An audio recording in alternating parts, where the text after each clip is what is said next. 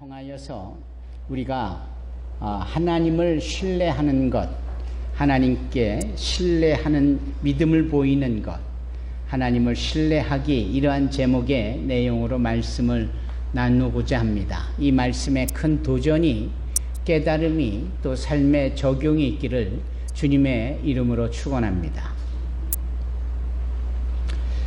해보지 아니하고는, 직접 해보지 않고는 우리가 터득하거나 또는 그것을 통해서 얻어야 될 결과물을 얻지 못하는 경우가 많습니다. 바꿔 말하면 이론만 가지고, 논리만 가지고, 또 학습만 가지고 되지 않더라, 이 말입니다.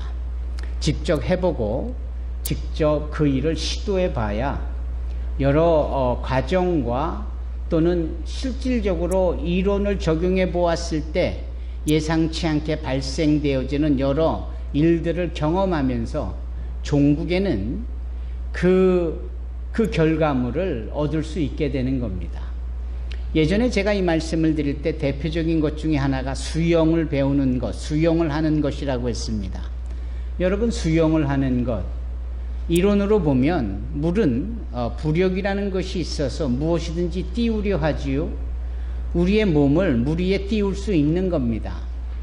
우리가 가만히 그 물 위에 떠 있는 거예요. 그때에 나아갈 방향을 향하여 손을, 오른손 왼손, 그 물을 긁듯이 앞으로 펼쳐서 물을 긁어내리고 우리의 두 발로 물장구를 치면 그게 곧 수영인 겁니다. 그게 가장 기본적인 이론이에요. 그 이후에 여러 종류의 수영의 방법이 있지만 기본적으로는 그렇다라는 겁니다. 그런데 그것을, 내 몸을 그 물 위에 던져보지 않고는, 직접 시도해보지 않고는 이론만 가지고는 결코 될 수가 없습니다. 같은 논리로 보면 자전거를 타는 것도 그렇다라고 했습니다.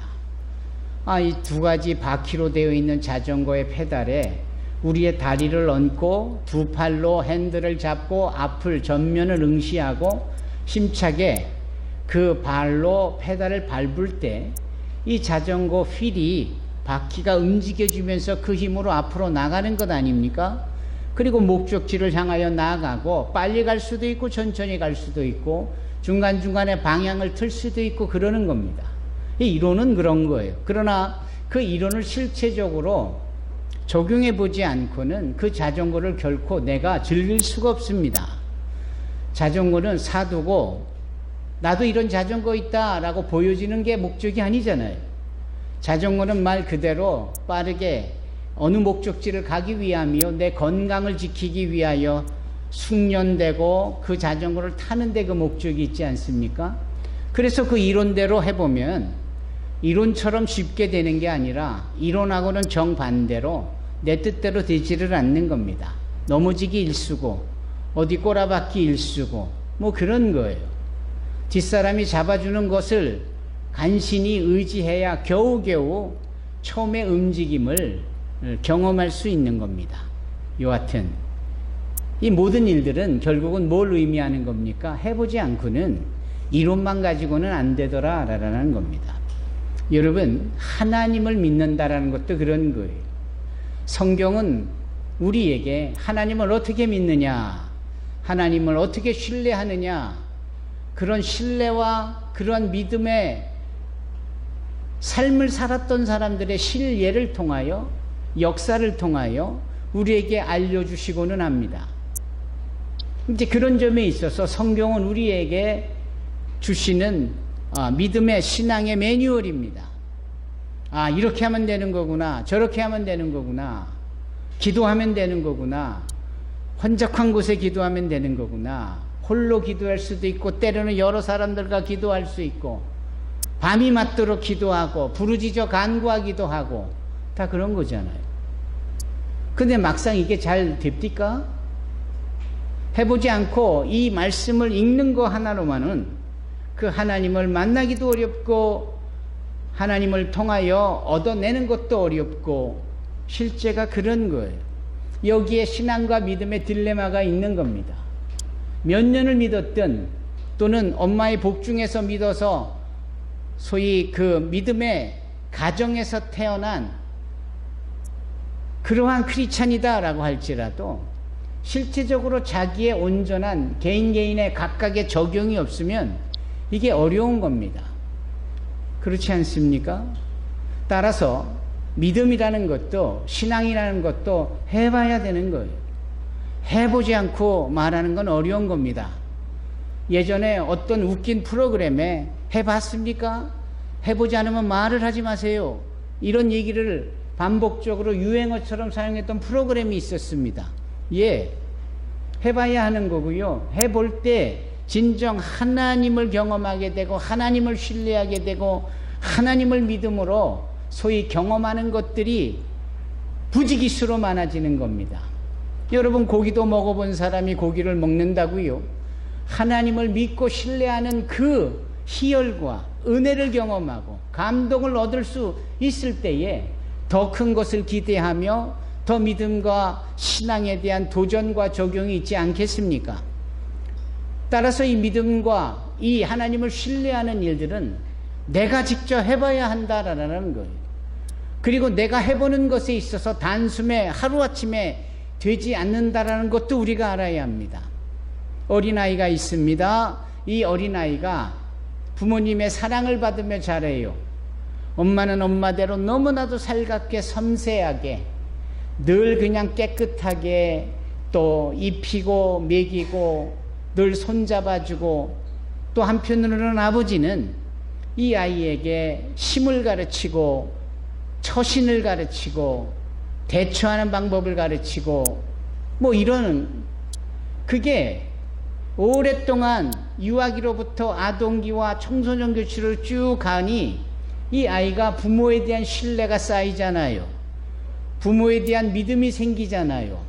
무엇보다도 그 아버지의 능력에 대해서 의심의 여지가 없지 않습니까?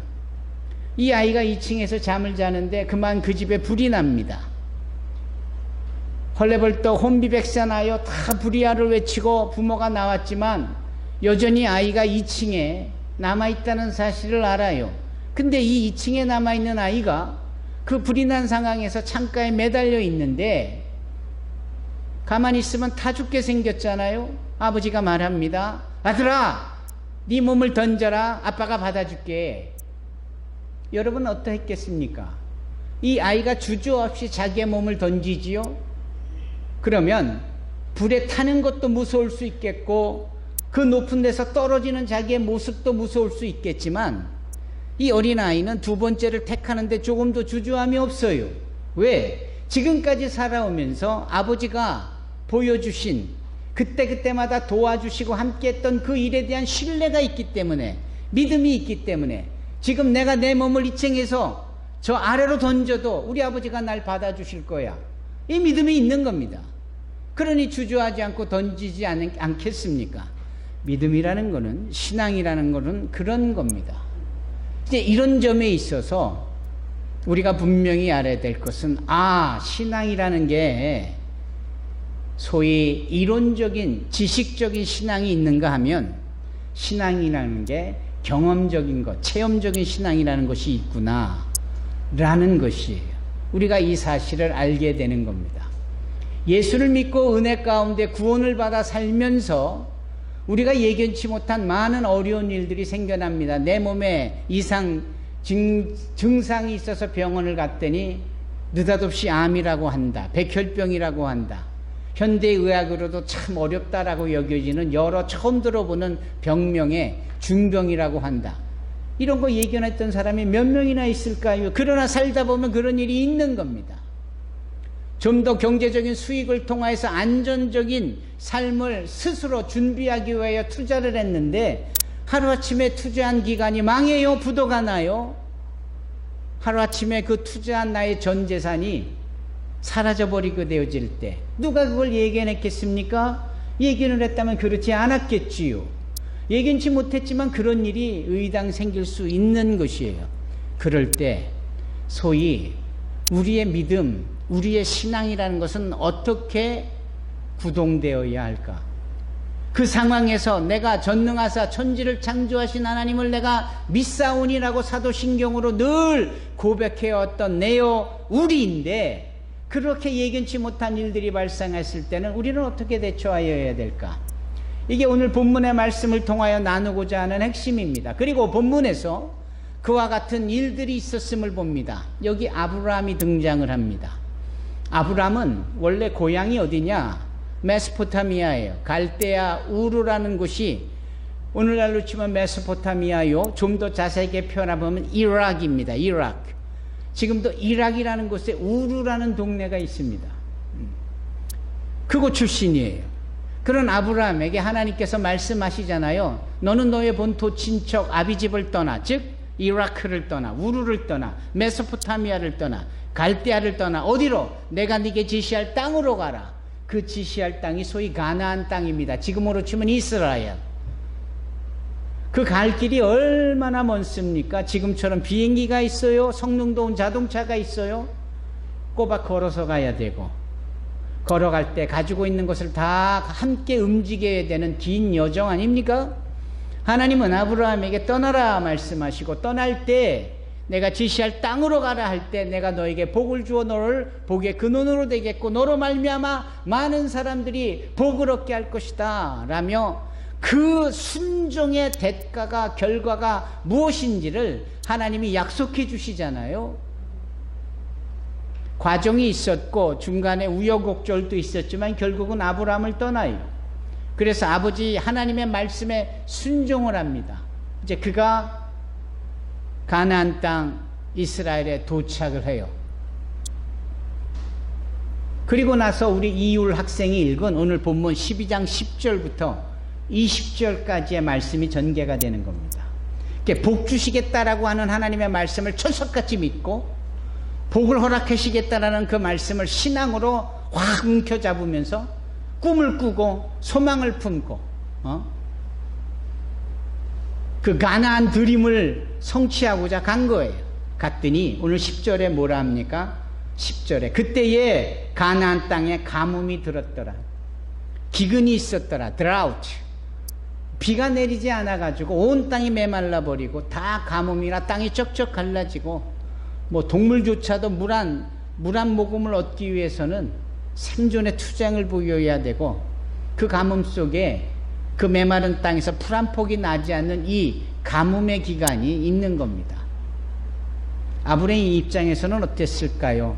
속았네? 아니, 복 주신다고 하셨는데, 그래서 내가 움직였는데 와보니까 이게 뭐야? 이게 복인가? 예수 믿으면 은혜를 얻고 구원을 얻고 행복하고요, 삶이 평안해지고 모든 것이 뜻대로 원하는 대로 다 잘 될 겁니다. 네, 가보지요. 교회 나왔는데 웬걸 교회 나온 순부터 이런 일 저런 일 예견치 않는 일들이 도미노처럼 펼쳐진다면 그 사람의 생각이 어떨까요? 이거 예수 괜히 믿은 거 아닌가? 옛날 어른들의 말씀에 한 집안에 종교를 여러 걸 가지면 문제가 생긴다는데 내가 그 꼴 아닌가? 라는 생각을 충분히 할 수 있겠죠. 안 그렇습니까? 여러분 안 그래 보셨나요? 여러분 교회 나온 것을 후회 본 적은 없습니까? 역시 내가 교회 나오길 잘했어. 내가 교회 나온 순부터 그냥 모든 것이 다 만사형통이고 술술 풀리고 어쩌면 이렇게 다 잘 되고 좋아라. 이제 온 기간을 보내면서 나중에 뒤를 돌아보니까 그게 은혜였고 그게 하나님의 도움의 손길이었고, 그런 상황 속에 하나님은 왜 나를 교회로 인도하셔서 더 큰 일을 막아주셨는지 라는 것이 이해가 되면서 감사가 되면서 소위 그것이 은혜다라고 고백을 하게 되지, 그 당시에는 바로 이런 신앙과 믿음이 이런 식으로 전개되는구나 라고 흥미로워하면서 그걸 수용할 사람들은 별로 많지 않은 겁니다. 여러분 그렇지 않겠어요? 아브라함의 입장이 그랬을 겁니다. 아브라함의 입장이 복 주신다고 했는데, 그래서 그 먼 곳을 여기까지해서 왔는데 복은커녕 가뭄, 기근, 이건 사느냐 죽느냐 판에 던져지는 거잖아요. 그래서 아브라함이 택한 게 뭐냐? 그 지시할 땅인 가나안 땅에서 애굽으로 이집트로 내려가는 겁니다. 피하는 거예요. 이제 이게 문제라는 거죠. 믿음이라는 것은 소위 하나님을 기쁘시게 하며 그분의 말씀에 순종할 때 우리가 살고 복을 얻고 만사형통하며 은혜와 구원이 넘치는 이게 믿음인데, 막상 그 이론을 내 삶에 적용해 보니까 이건 꼬라박은 거고요, 이건 가서 부딪힌 거고 넘어진 거고 자빠진 거고, 내 몸을 물에 던졌더니 앞으로 나가기는커녕 물에 내 몸이 둥둥 편하게 뜨는 것이긴커녕 내 몸이 자꾸 맥주병처럼 가라앉는 거 아닙니까? 물을 먹게 되고 나 살려라 하고 막 그냥 아우성을 치는 그 꼴 아니겠어요? 딱 그런 겁니다. 아브라함이 오늘 본문에서 그러한 상황에서 자신을 위하여, 자기 가족들을 위하여 피하는 거예요. 바꿔 말하면, 한마디로 말하면 하나님 못 믿겠다 이거 아닙니까?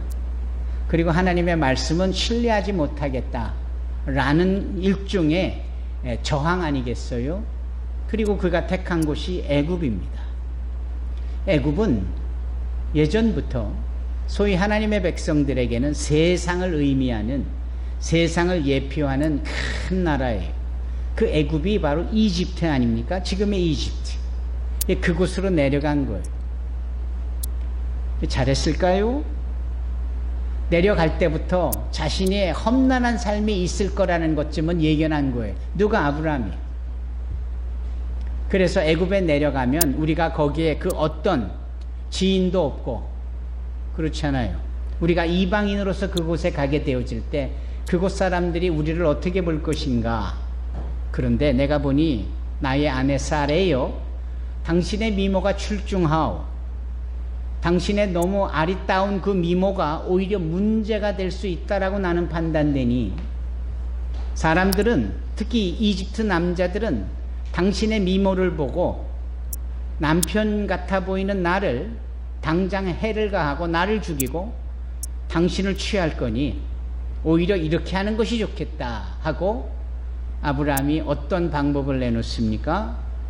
나의 아내라고 하지 말고 나의 누이라고 이렇게 말을 맞추어 저들을 속이자. 그러면 저들이 누이요 나는 이 형제의 지간이라고 여겨지는 나도 살리고 당신도 살리고 우리가 다 살게 될 거다 라고 제안을 합니다. 여기서 잠깐, 우리가 늘 아브라함을 우리의 믿음의 조상이라고 늘 여기고 있고 실제로 성경의 가르침이 그렇습니다. 그리고 결과물로 봐서도 아브라함으로부터 시작되어진 하나님의 이 구원의 역사가 아브라함의 다윗의 자손 예수 그리스도의 세계라라고 선포되어지고 그것이 이루어지면서 누구든지 전 세계 어느 민족이든 어느 나라든 어느 백성이든 어느 방언이든 그 예수를 믿어 구원을 받은 사람은 다 아브라함의 자손의 리스트업이 되는 겁니다. 따라서 아브라함이 우리의 믿음의 조상이다, 하나도 틀린 말이 아닌 겁니다. 그러면 이 얘기를 저는 하고 싶은 거예요. 우리의 조상, 믿음의 조상 아브라함은 과연 신앙과 믿음이라는 부분에 있어서 얼마나 하나님께 인정받고 있었고 얼마나 고귀하고 격이 있는, 품위가 있는 그러한 믿음이었을까? 어떤 믿음이었어요? 하나님께 속았다라고 스스로 판단해버리고 자신의 믿음을 헌신장 내버리듯 한 믿음이 바로 아브라함의 믿음이었어요. 두 번째는 얼마나 치졸한 믿음이었는지 자기 살겠다고 아내를 파는 사람이었어요. 누가? 우리의 믿음의 조상이 그랬다니까요. 내 DNA 속에 우리의 믿음과 신앙이라는 이 유전인자 속에 아주 부끄럽고 정말 치졸하기 이를 데 없는 그런 DNA가 있게 되는 거예요. 따라서 우리 안에 예수를 믿겠다라고 짠하고 교회 왔다가 몇 주 다니다가 또 쫙 하고 안 나오는 거 하나도 이상하지 않아요. 하나도 그게 처음 보는 일도 아니고 놀라운 일도 아닌 거예요. 아니 무슨 예수 믿는 사람이 자기밖에 모르고 예수 믿는 사람이 어떻게 저렇게 깍쟁이고 하나도 이상하지가 않은 거예요. 왜냐하면 우리의 믿음의 조상 아브라함이 그랬거든요. 그러니 우리도 당연히 그럴 수밖에 없는 거지요. 이제 그렇다고 그렇게 치졸하게 사는 것에 대한 명분이 될 리는 없겠지요. 얼마나 부끄러운 일입니까? 그래서 우리는 같은 믿음 생활을 해도 그런 것은 없도록 해야 되는 거 아니겠습니까? 여러분, 아브라함이 그런 사람이에요. 무엇 하나 내놓을 것 없는. 그런데 그런 상황에서 소위 하나님의 역사가 놀라운 겁니다. 오히려 하나님은 지 멋대로 가겠다라고 하나님의 말씀을 뒤틀어버린 아브라함을 보호하시잖아요. 연고도 없는, 아는 사람도 없는, 한 번도 방문해 보지 않았던 그 애굽 땅에 가서 험한 꼴을 당할 수 있는 상황에서 하나님은 아브라함의 아내 사라를 그리고 그 가족 전체를 안전하게 보호하시잖아요. 보호만 하십니까? 그들에게 양이 생기고 낙타가 생기고 소가 생기고 노예가 생기고 느닷없이 부귀영화가 주어지는데 그걸로 인하여서 어떤 합의로 인하여 도출되어진 결과물이 아니라 아브라함의 치졸한 그러한 상황이었는데 하나님의 전적인 보호와 도우심으로, 그리고 실은 그것이 바로 내가 너에게 복을 주리라 하는 그 어마어마한 큰 약속의 한 모자이크의 조각처럼 그렇게 주어지는 것이었어요. 그러면서 비로소 아브라함의 그 흠 많고 부끄럽게 그지 이를 데 없는, 하나님의 말씀을 제대로 믿지 못하고 하나님 앞에 온전한 신앙을 내어보이지도 못하는 그 아브라함의 가문 속에 하나님의 intervention, the very strong intervention, 하나님의 강력한 개입과 주권하심이 있어서 그의 가정이, 믿음의 가정의 시발점이, 시초가 되어지기 시작했다 이 말입니다. 여러분, 그게 은혜고 여러분 그게 복입니다. 여러분, 그게 있어서 오늘날 우리가 여전히 이 자리에 나와 있는 거 아닙니까? 우리 또한 정말 이야기하기 어려울 만큼 부끄럽고 수치스럽고 시시하고 정말 치졸한 믿음이라고 말할 수 없는 일들이 얼마나 과거에 많았었냐고요. 예수 믿고 나서도 얼마나 우리 안에 그런 부끄럽고 수치스러운 일들이 많냐고요. 그런데도 매일매일의 신앙의 나날을 보내면서 하나님과의 관계가 돈독해지고 깊어지고 강해지고, 하나님은 점점 우리에게 더 당신의 신뢰의 폭을 넓혀 가시며 우리에게 여러 가지 일을 하도록 맡겨주시잖아요. 마치 부모가 여러 자식들 중에 큰 자식에게 아버지의 부권의 조그만 것을 자꾸자꾸 맡기어, 또 아버지가 먼 곳을 가게 될 때 큰아들을 불러서 내가 없는 동안 어머니 잘 모시고 네 동생들 잘 보살피고 있거라 라는 식의 그렇게 위임해주는 일들이 많은 것 아닙니까? 그래서 그 위임의 결과로 여러분들이 집사가 되고 권사가 되고 안수집사가 되고 장로가 되고 다 그러는 거 아닙니까? 그게 우리끼리 소꿉장난하면서 뭐 그냥 아쉬우니까 주고받는 거예요? 하나님의 거룩한 직분이에요. 그리고 그 하나님의 거룩한 직분은 하나님이 허락하신 것이고 하나님이 여러분들을 신뢰하는 증거이기도 하고, 그 일을 감당하면서 여러분들이 더 소중하고도 귀한 일을 더더욱 감당할 수 있게 해주시는 하나님의 은혜인 거예요. 오늘 본문의 말씀이 바로 그런 흐름으로 적용이 되고 진행이 되어져 가는 겁니다. 여러분, 믿음은, 신앙은 힘입니다. 믿음, 힘은 곧 능력이에요. 100kg짜리 바벨을 번쩍번쩍 들어올리는 사람과 그리고 50kg짜리 바벨을 들지 못해서 낑낑대면서 겨우 하나 놓다가 떨어뜨린 사람과 누가 더 힘이 센 거예요? 100kg짜리를 번쩍번쩍 들어올리는 사람이 힘이 센 거죠? 그러면 이 사람은 처음부터 100kg를 번쩍번쩍 들었던 사람이었을까? 아니죠.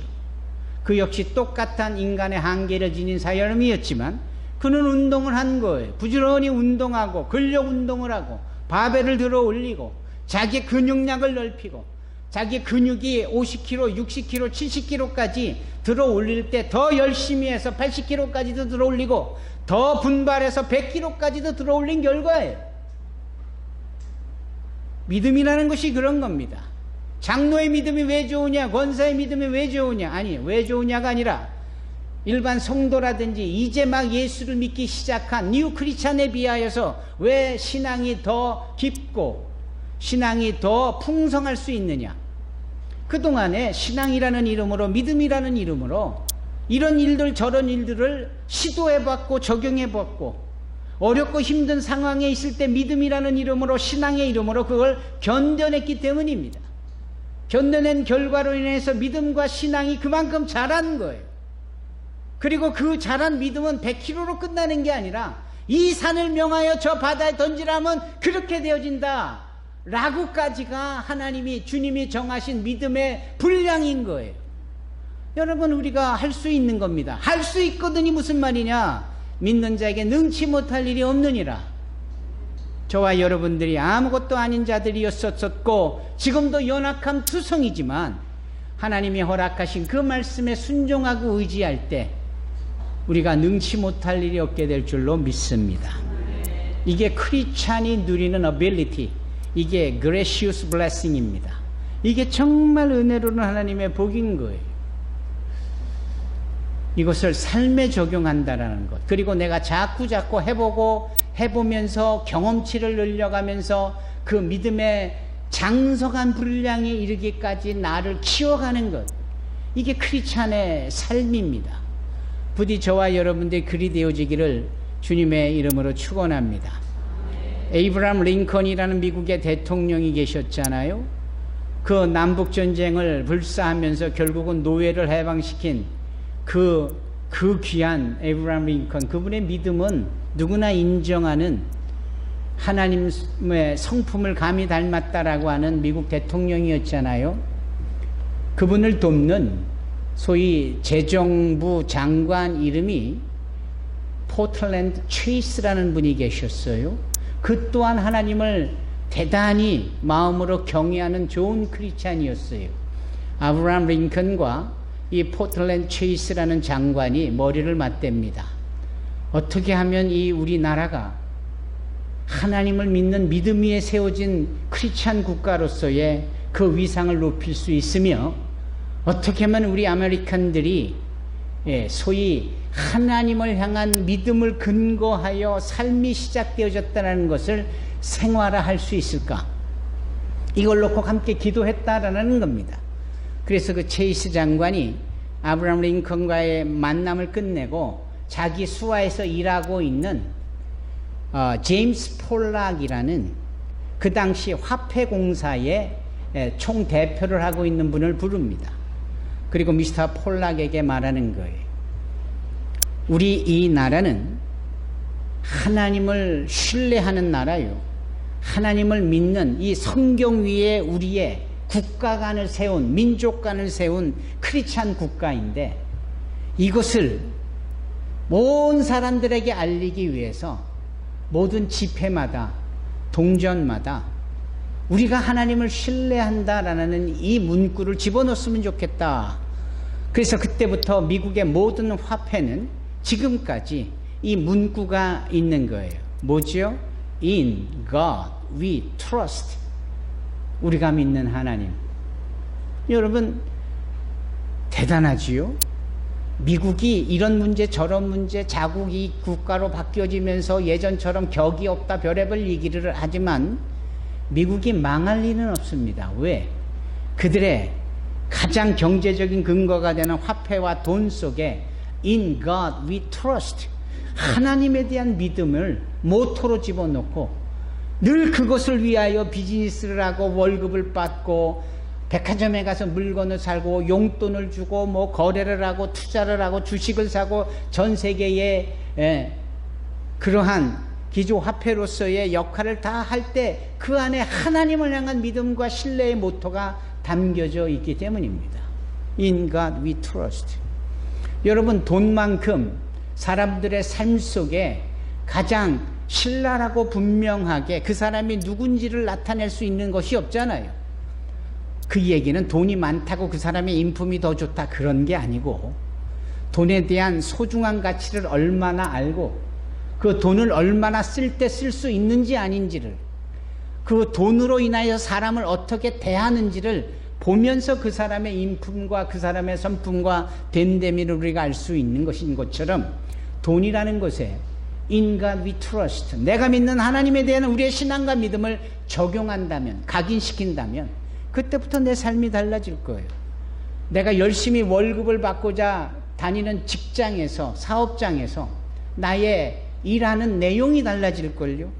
내가 가게를 열고 내 사업장을 열어서 돈을 번다고 할 때 In God we trust라는 이 내용을 그 돈에다 품는다면은 내가 단순히 돈만 버는 것이 아니라 하나님 앞에서 믿음을 보인다라는 것으로, 내가 만든 음식이, 내가 만든 이 제품 하나하나에 하나님에 대한 나의 믿음이 담겨져 있게 하는 이 부분 말입니다. 다를 수밖에 없잖아요.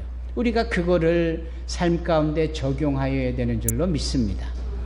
비록 처음에는 실패했던 아브라함도 하나님의 은혜를 경험하면서 그의 삶이 송두리째 통째로 바뀌어지잖아요. 그 바뀌어지는 내용이 창세기 13장, 14장, 15장, 16장, 17장, 18장, 19장, 20장, 21장, 23장, 그리고 다 바뀌어지고 정말 모든 이들에게 믿음의 조상이라고 부르기에 충분한 상황이 되어졌을 때 그는 비로소 창세기 23장에 하나님의 부르심을 입고 세상을 떠납니다. 한 사람의 그 삶 전체가 실수로부터 시작되었던 것이 하나님에게 인정되어지기까지, 그 창세기 그 중요한 장에 물경 11장 정도의 분량으로 기록이 되어진 것만 봐도 하나님이 한 사람의 믿음, 그 사람은 사실은 우리의 믿음의 조상인데 그 믿음의 조상된 첫 단추를 하나님이 일일이 관여하시고 만들으셔서 제대로 끼우시게 했고, 우리가 그렇게 시작된 믿음에 우리가 편승하면서 우리 또한 그 믿음에 함께하는 믿음의 후손이다라고 말할 수 있게 되어질 때 우리의 삶은 확실하게 바뀌어야 됩니다. 어떻게 바뀌어야 되냐? 지식으로만 아는, 머리로만 아는 그런 신앙이라기보다는 삶으로 경험하고 체험하고 적용하고 그 믿음과 신앙으로 결과물을 얻어낼 수 있는 자들, 그리고 항상 그 믿음의 주체는 하나님이라는 사실을 인정하고, 돈 때문에 사람을 죽이고 돈 때문에 사람들이 우울해지고 돈 때문에 문제가 되는 이런 근본적인 문제에 하나님을 향한 우리의 믿음, In God we trust를 적용하여서 우리의 삶이 하나님께 인정되어지는 귀한 삶이 되기를 주님의 이름으로 축원합니다. 기도하겠습니다. 거룩하시고 사랑이 많으신 참 좋으신 하나님, 오늘 우리가 살아계신 하나님께 영광을 올려드리며 예배를 드립니다. 우리의 삶이 복되기를 원하나 그 복은 다름 아닌 주님 앞에 우리의 믿음이 온전함으로 자라고 온전함으로 세워질 때 가능해 되어졌다는 사실을 이제 알게 됩니다.